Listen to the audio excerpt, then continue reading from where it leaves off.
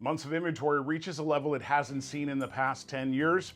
We're going to talk about that and much more this month. Be sure to stay tuned towards the end for advice for buyers and sellers. We're going to be talking about the Eastside, Seattle, and Snohomish County real estate market update, covering the stats for April. As your host, Tony Meier with Windermere Real Estate, I've got 36 years of experience and I've been an avid study of the real estate market during that time, using information to help our clients make smart, timely, and most importantly, financially profitable real estate decisions, knowing the marketplace. We're going to talk about three big things this month. We're going to talk about rates, months of inventory, and median sales price, see how the market's evolving.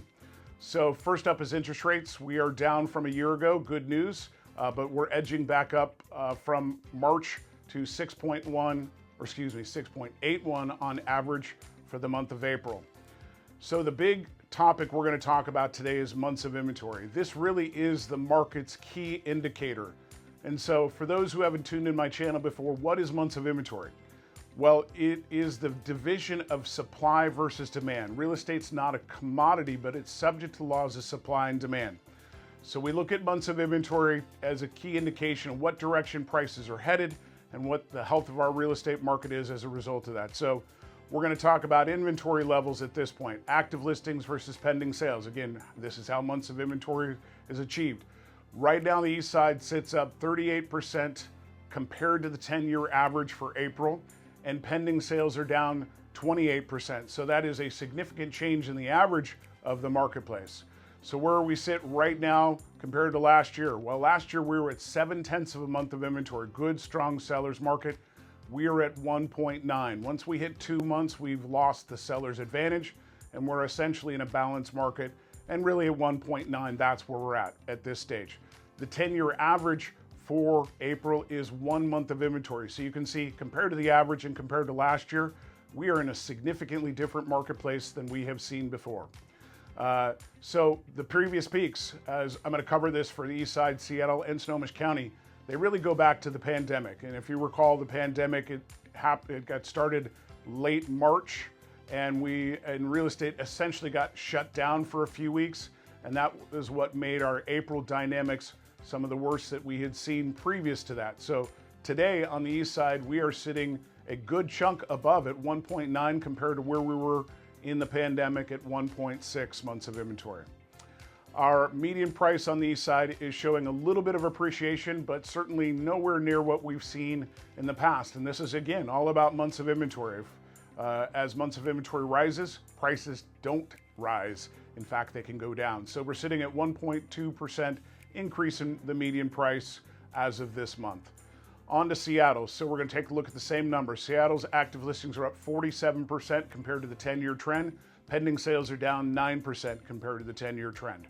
Months of inventory. 10-year average is 0.9. It is currently sitting at 1.4. Last year it was 1.1. So last year it was slower than the trend. And Seattle's kind of an interesting thing. It's been running slower than most of the markets that we're going to look at, but it's still maintaining some appreciation, which we'll talk about in a moment here. But its peak also reached in April of 2020 at 1.3 over the last 10 years. We are now ahead of that peak at 1.4, so a slower market in that number. Our median price is showing a 2.7% increase compared to a year ago, so that is some appreciation. We'll take that.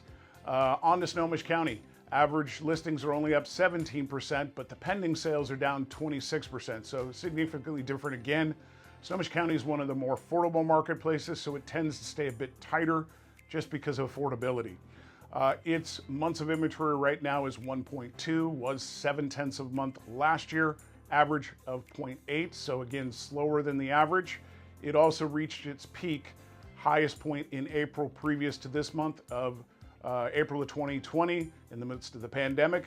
So we sit at 1.2, a little bit slower, not quite as different as maybe the East Side is in terms of its slowdown, but all of our marketplaces are showing 10-year records for the month of April at this point. So prices, what's happened in Snohomish County, as you can see the number 800,000, it's certainly the most affordable of the markets we've discussed, but they're basically flat, no appreciation in a year compared to that marketplace a year ago. So for sellers, what do you need to pay attention to? First of all, you're gonna have more competition, so you've gotta be the prettiest gal at the ball, right? I mean, you've gotta be the nicest looking home on the market. at this point. But the other thing you've got to do is don't price through the rear view mirror. So don't look where the market was at before and think that's the price you're going to get. You need a price for where the market's headed to.